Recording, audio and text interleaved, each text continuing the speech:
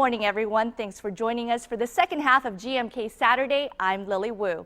Well, it looks like it's a soggy forecast, and I know that I want to know more about the future outlook of our weather.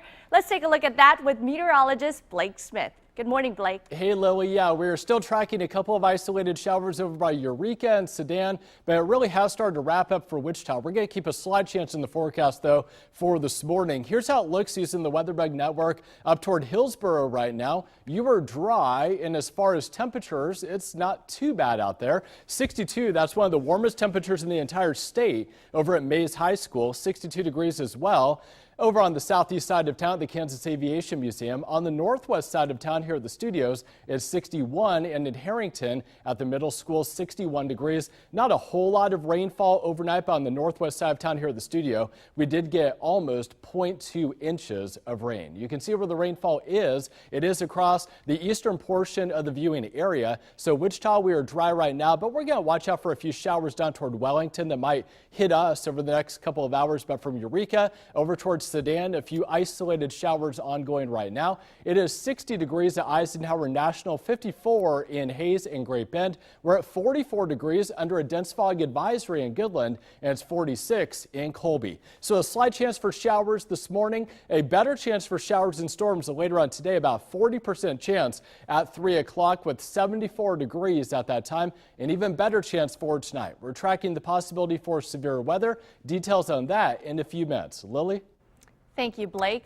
When severe thunderstorms move in, it's important to take action and take safety immediately, like tuning in to KAKE or listening to your weather radio to get the latest conditions. And you should watch the skies for signs of a storm, including dark skies, wind, and lightning. And if you hear thunder, go inside. Don't wait for lightning or rain. Lightning can strike anywhere there is thunder. And stay in low areas and avoid high ground, water, metal poles, and trees. And stay away from windows. Severe thunderstorms kill or injure people across the country every year. Wichita police warning about a high number of kids taking motorized scooters and electric bikes onto the streets.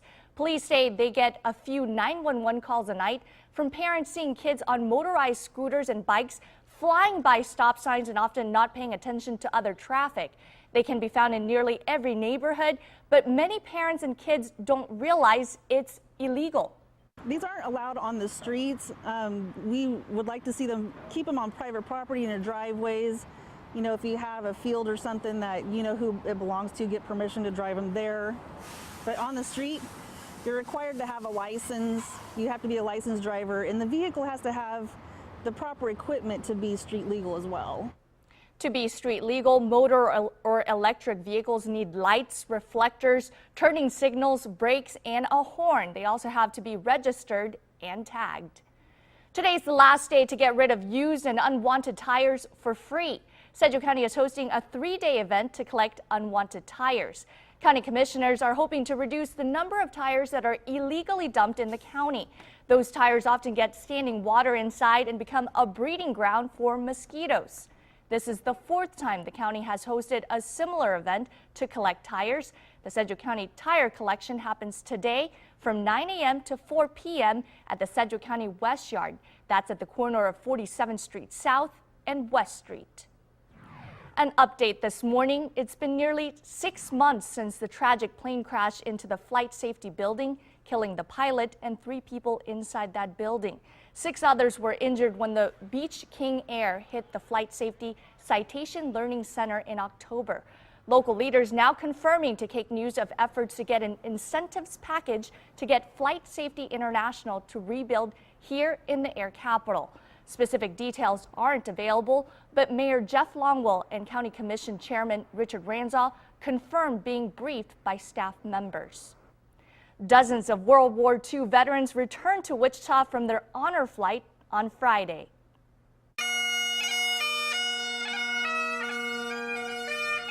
It's a parade of pomp and circumstance fit for the servicemen and women who served in World War II. If you want to know the truth, I never was so popular in my life as I have been on this trip.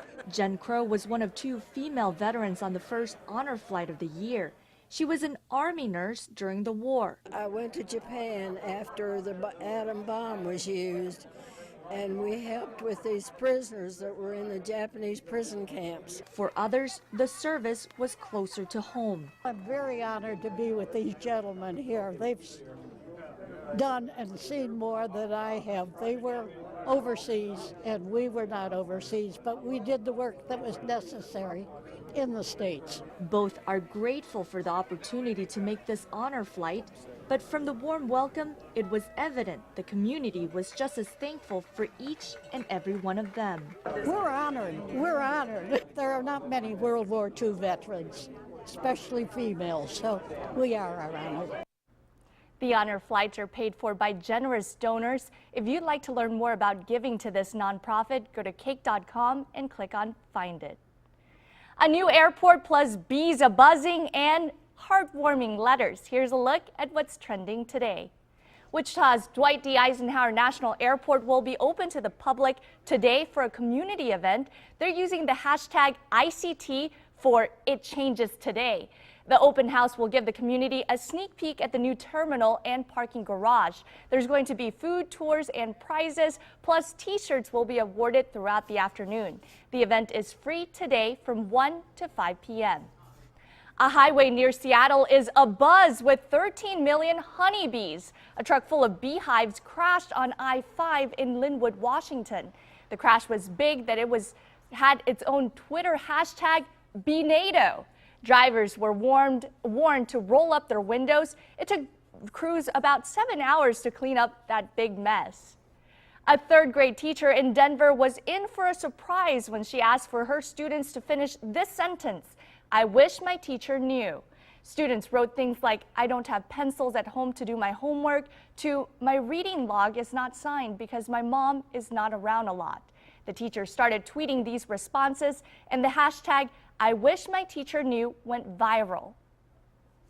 Well, you can join in on the conversation by following KAKE News on Twitter and liking us on Facebook.